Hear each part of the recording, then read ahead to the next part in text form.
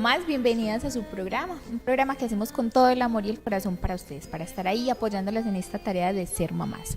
Hoy tenemos una invitada de la casa que ya ha estado con nosotros en programas anteriores y vamos a hablar de un tema muy interesante. Ella es Carolina Gómez López de Mesa. Caro, bienvenida nuevamente a Ser Mamás. Kate, nuevamente muy complacida de estar con ustedes, un programa maravilloso que es muy educativo y la finalidad que tenemos el día de hoy es educar a los padres que nos están viendo y que tienen alguna relación con el tema del asma en la infancia. Claro que sí, Caro, ese va a ser nuestro tema del día de hoy, el asma, porque vemos que por estos tiempos muchos niños están como con esas enfermedades respiratorias ahí, entonces el tema yo creo que les llega a más de uno. Como, bueno, Caro, hablemos qué es el asma, porque muchas personas no sabrán ¿de qué se trata el asma? Bueno, el asma es la enfermedad crónica pulmonar más frecuente que hay en la infancia.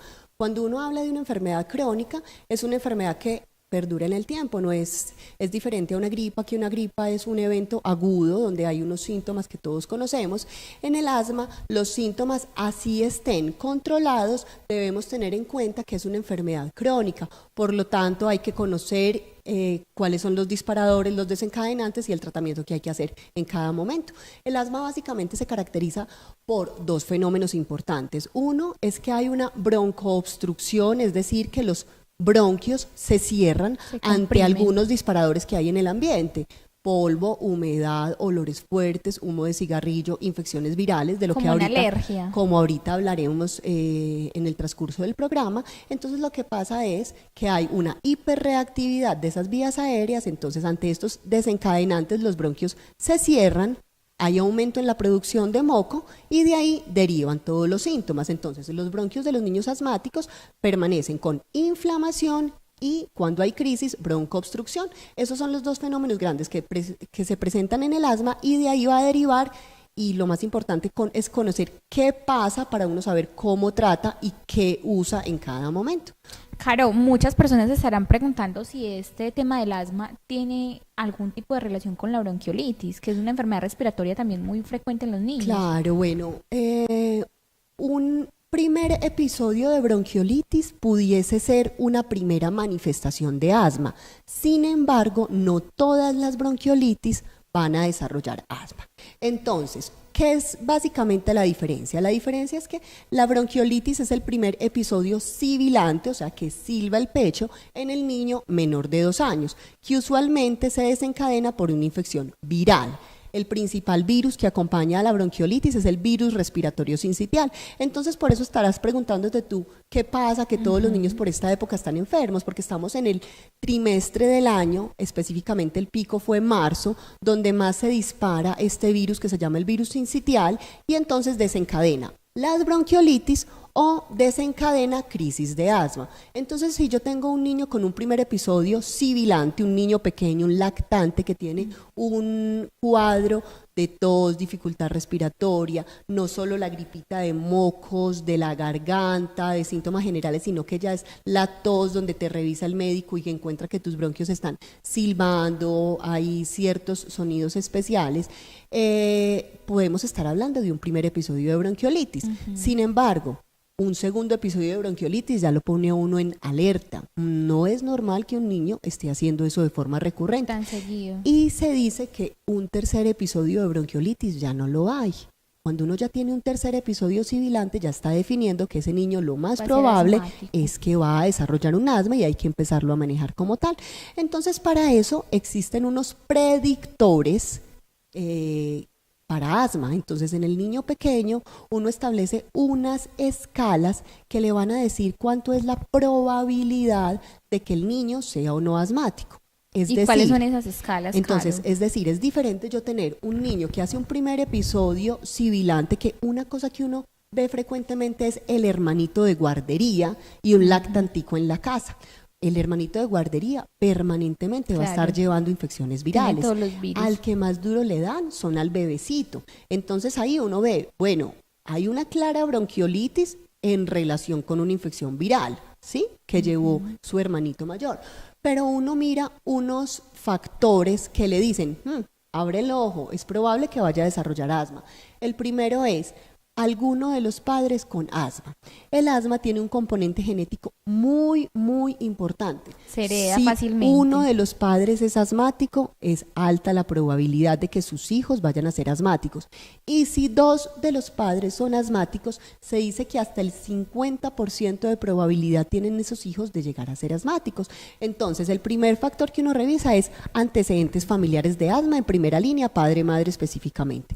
Segundo, el segundo factor grande es el niño que presenta dermatitis atópica. ¿Qué es la dermatitis atópica? Es esa resequedad en la piel con eczemas y con unas características especiales de piel muy sensible que marcan probabilidad de ser asmático.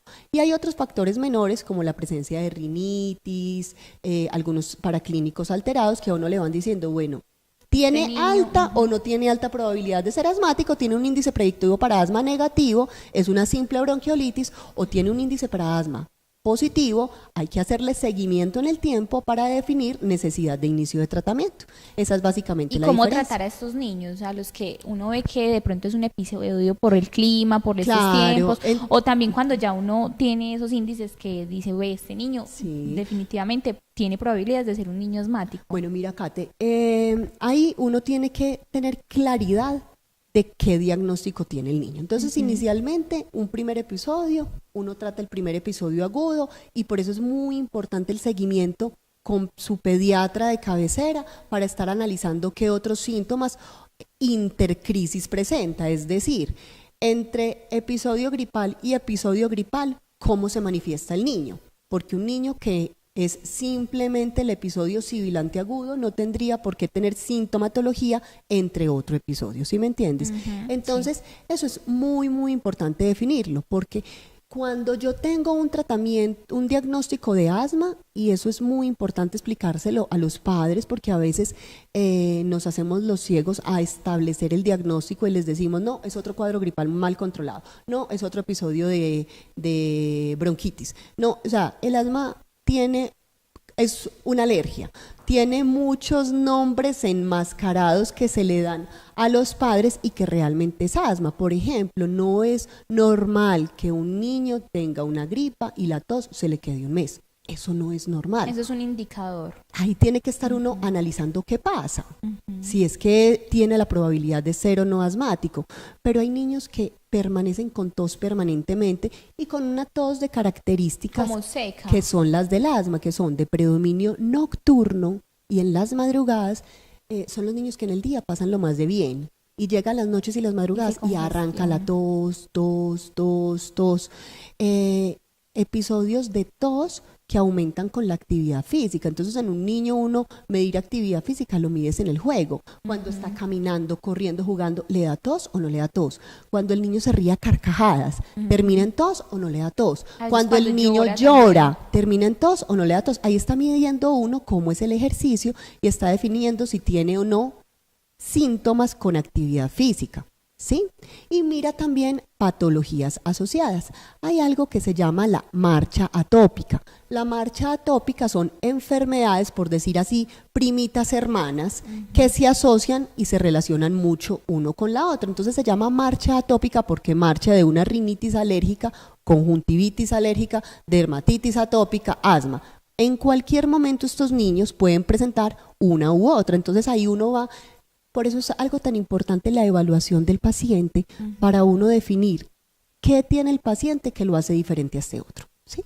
Entonces, esas son las características que nos van diciendo. Este niño puede tener un asma y se puede tratar así de esta manera. Exactamente. Yo creo, Caro, que también por estos tiempos muchas personas tenemos como, no sé, muchos mitos con el manejo del asma. Claro. ¿Cómo manejamos ese tema? Cuando ya tenemos el diagnóstico de que si este niño ya presenta pues mucha recurrencia con estos síntomas, ya ¿cómo es el manejo específico con estos niños? Bueno, lo primero es tener en cuenta que el asma es súper frecuente y que no hay que tener temor al asma, porque muchos padres uno les da el diagnóstico de asma en el consultorio e inmediatamente empiezan a llorar como si estuviera pasando algo muy grave. Realmente el asma el asma controlada, el niño con asma controlado puede tener la misma calidad de vida de un niño no asmático. La diferencia lo hace ¿qué? La educación en los padres. ¿Cuál es la misión de nosotros como pediatras? Educar a los padres del niño asmático, que identifique los síntomas, cuándo está iniciando crisis, qué debo hacer en cada momento y cómo prevenir las crisis. Entonces, si un padre de un hijo asmático tiene eso claramente establecido, va a tener su hijo la misma calidad de vida, va a poder mojarse, va a poder salir en las noches, va a poder comer helado, va a poder ir a piscina, va a poder correr, estar con animales. O sea, básicamente el trabajo en asma es un trabajo netamente educativo y uno ahí identifica la diferencia entre un padre que conoce la enfermedad de su hijo a un padre que le han dicho siempre, ay, otra vez está con gripa, vamos a mandarle ese tratamiento. ¿Sí? Entonces esa es como la diferencia clara. Es de educación y de información más que todo por los padres. Claro, ¿y qué es lo que desencadenan esas crisis cuando los niños ya los ve uno de pronto con dificultad respiratoria y ya los ve pues en una crisis fuerte? Bueno, entonces los principales desencadenantes de las crisis son las infecciones virales. Entonces por eso uno ve que muchas veces el niño antes de entrar a la guardería nunca había presentado ninguna manifestación clínica, pero entra a la guardería y ahí es donde por primera vez va a estar en contacto con muchos virus y va a empezar a hacer manifestaciones de asma. Uno muchas veces ve al niño de guardería y le dicen los padres, doctora, todo el año lleva tosiendo en las noches. Eso no es normal, eso no lo hace una simple infección viral. O la guardia, o sea, no exactamente. Es porque lo metió a la guardia y ahí ya, tiene uno que mirar que los virus están ocasionando crisis de asma.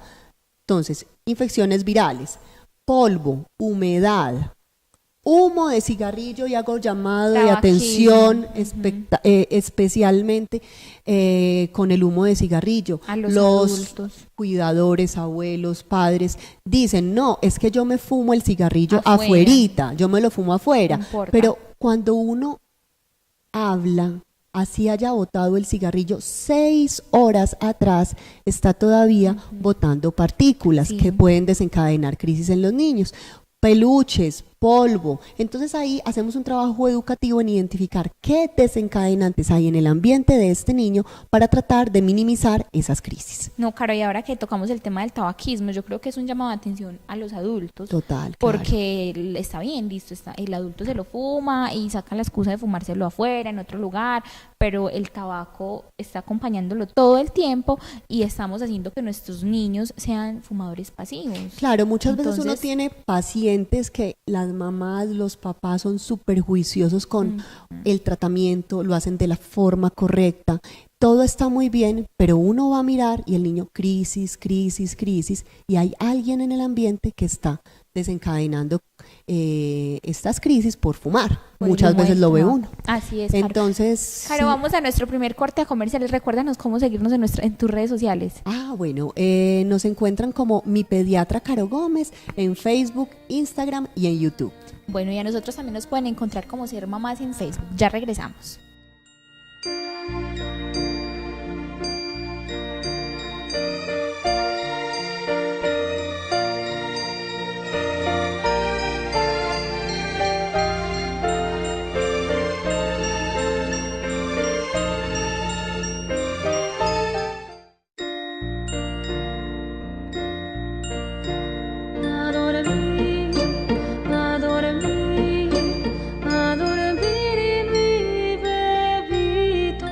Regresamos de nuestro corte a comerciales hablando de este tema súper importante que es el asma.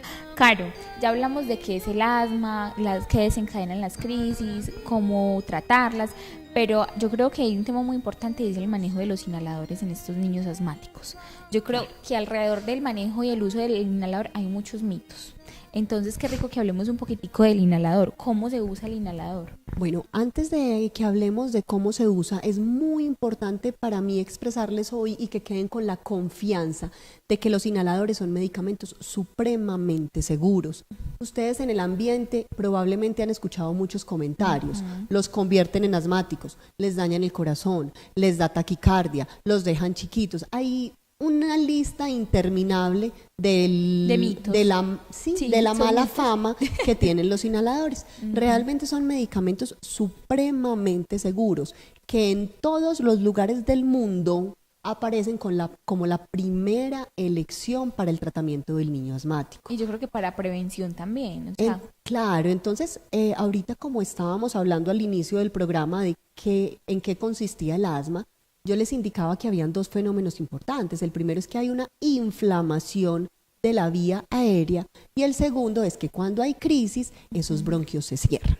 Entonces, cuando tú hablas de prevención, hay un inhalador que es un esteroide y cuando uno escucha la palabra esteroide, todos como que abrimos los ojos, levantamos las cejas, nos morimos del pánico de que le estemos dando un esteroide a nuestro hijo. Alergias. Pero es una dosis mínima, que de forma permanente mantiene desinflamada la vía aérea y permite prevenir, que esa es la meta, prevenir las crisis en el niño asmático. Entonces, ¿qué es mejor? Yo tener a mi hijo súper controlado, haciéndole 2 puff en la mañana y en la noche, que ellos ya lo hacen parte de su rutina de lavado de dientes, de su vida diaria, o no hacerlo y tenerlo permanentemente en crisis. Entonces eso es lo que uno les explica. Pone en una balanza. Pone en una balanza qué justifica más, lo uno o lo otro.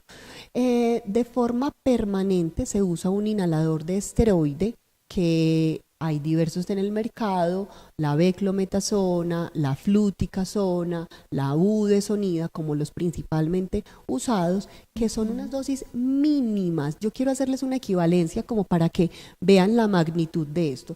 Cuando nosotros damos el esteroide oral tomado, en algunos casos muy puntuales, y digo que muy puntuales porque debe evitarse el uso de esto, lo damos a dosis de 1 miligramo por kilo en un ciclo de 5 días. Voy a poner un ejemplo. Tengo un niño de 10 kilos. Yo le doy 10 miligramos de prednisona en el día, ¿sí? Cuando yo uso un inhalador, me voy a ir al de uso más frecuente, que es la beclometasona. Un puff de beclometasona son 50 microgramos. Entonces, cuando yo uso 2 disparitos en la mañana y 2 disparitos en la noche, estoy hablando de 200 microgramos en el día versus 10.000 microgramos que lo haría oral. Mírame la diferencia tan significativa que es esto. Entonces, y la facilidad. Entonces, y el lugar de acción. Los inhaladores son aeromedicamentos que llegan directos hacia la vía bronquial. No tienen que hacer el ciclo que yo hago cuando lo tomo, que va a la circulación, al hígado, a la sangre y luego hace su efecto. Entonces, son medicamentos supremamente seguros. Entonces, el inhalador para prevenir las crisis, que es el que uso de forma permanente, y permanente eso se los establecerá su pediatra, porque permanente uno lo sugiere por lo menos 6 meses libre de crisis. O sea, el niño tuvo una crisis hoy, mínimo 6 meses más va a estar usando mañana y noche su esteroide inhalado, beclometasona, fluticasona, budesonida. Ese es el que desinflama los bronquios para que las crisis no den de forma frecuente. ¿Y el salbutamol qué Y el broncodilatador, que es el que controla los síntomas, es el que uso solamente en la fase aguda, que sería el salbutamol. Entonces, cuando yo empiezo a presentar síntomas de asma, que a veces no se sabe identificar, la tos es el principal síntoma en los niños. Entonces, ¿cuáles son los que manifiestan los niños? Tos, silbido, el que llaman hervidera de pecho, un gatico en el pecho del abdomen, un pito, un ronroneo. Todos esos síntomas están hablando de silbido, o sea, de pecho cerrado. Estoy en crisis en ese momento. Tos, silbido, y en el niño más grande puede empezar a presentar algo que se llama opresión torácica y dolor en el pecho. Si yo estoy presentando estos síntomas y el niño empieza a toser, estamos durmiendo y escuchamos en la pieza del niño 2, 3 de la mañana tos seca, alerta, está empezando crisis. Entonces la clave es identificar tempranamente la crisis para empezar tempranamente a usar el broncodilatador, es decir, el salbutamol. Si un padre empieza a hacer tempranamente esto, lo más probable es que se frene a tiempo la crisis. Claro, alrededor del salbutamol hay muchos mitos y uno de ellos es que causa taquicardia en los niños. Bueno, de realmente los niños que tienen problemas de corazón, ¿cómo sería el manejo con este tema? Claro, bueno, realmente no, ese no es un mito, ese es el efecto principal que tiene el salbutamol, generar taquicardia. Pero yo les pongo un ejemplo muy claro y es, cuando ustedes salen a correr, ¿qué pasa con el corazón? Se acelera, ¿cierto? Claro. ¿Qué pasa al ratico cuando tú te sentaste y descansaste? El corazón volvió a su ritmo normal y no pasó absolutamente nada. Entonces, el salbutamol da una taquicardia transitoria. El corazón del niño está acelerado un rato, no lo daña, ni incluso en el niño con problema cardíaco, que en ellos también se puede usar este medicamento, y vuelve a su ritmo normal. Entonces, no tener temor a estos síntomas, que es uno de los que más hacen que los padres no usen el medicamento, ni al pensar que el niño se va a acostumbrar y se va a volver dependiente de estos medicamentos, tampoco los vuelven dependientes. Otro mito. Otro mito. Entonces, realmente, cuando hay tos y síntoma de crisis, es importante que sepan que en ese caso uso siempre el salbutamol hasta que los síntomas mejoren, hasta que la tos desaparezca. Y de forma permanente voy a estar usando la beclometasona, fluticasona, budesonida como los principales esteroides inhalados. Hay un esquema en crisis que uno puede usar el esteroide inhalado que usa mañana y noche, se le puede aumentar la frecuencia en la crisis de forma transitoria. Una semana uno lo está usando no mañana y noche, sino 3 o 4 veces al día, dependiendo de la condición cómo se encuentra el paciente, y eso pues obviamente orientado por el pediatra tratante. Y de forma permanente desapareció la crisis, suspendo el salbutamol y continúo con la beclometasona mañana y noche. Si ustedes aprenden eso en el manejo del asma, van a ver que las crisis disminuyen de forma considerable. Así es, Caro, todo es de educación, como Sí. lo decíamos al principio, Caro, y siempre muy importante estar acompañado del pediatra. Claro que sí. Caro, las técnicas de usos, porque vemos que está la inhalocámara, cómo se usa, y en los niños que de pronto a veces hay dificultad, por ejemplo, en los lactantes, Claro. técnicas de uso de los inhaladores. Bueno, muchas veces uno encuentra que los padres le dicen a uno, es que yo ya usé beclometasona, yo ya usé salbutamol, yo ya sé ya han pasado por todos, y uno les dice, ¿me muestras cómo lo estás haciendo? Y un primer error que uno encuentra es, y el más grave de todos, que lo usan directo a la boca del paciente. Un inhalador jamás en un niño se puede usar directo a la boca del paciente, porque las partículas que salen son lo suficientemente grandes que quedan en la garganta del niño y no llegan a los bronquios. Cuando yo lo uso con un dispositivo llamado inhalocámara o aerocámara o cámara espaciadora, al salir las partículas del inhalador chocan contra la aerocámara, se fragmentan y hacen que entre a los bronquios. Entonces, primer mensaje claro: nunca usamos un inhalador en los niños directo a la boca. Segundo, la posición en que debe estar el inhalador siempre es apuntando hacia el techo. Nunca lo voy a tener ni de lado ni de para abajo, que aunque ustedes crean que es imposible que eso llegue a pasar, eso pasa. Y es una de las causas para que el medicamento no funcione adecuadamente. Entonces, ¿cómo debe ser la técnica? Agito siempre el aerosol antes de usarlo. Cubro la boca y la nariz del niño haciendo un sello completo. Una presión. Que el aerosol no se me salga por las partes laterales. Comprimiendo. Hago un primer puff y dejo que el niño respire. Contamos hasta 10.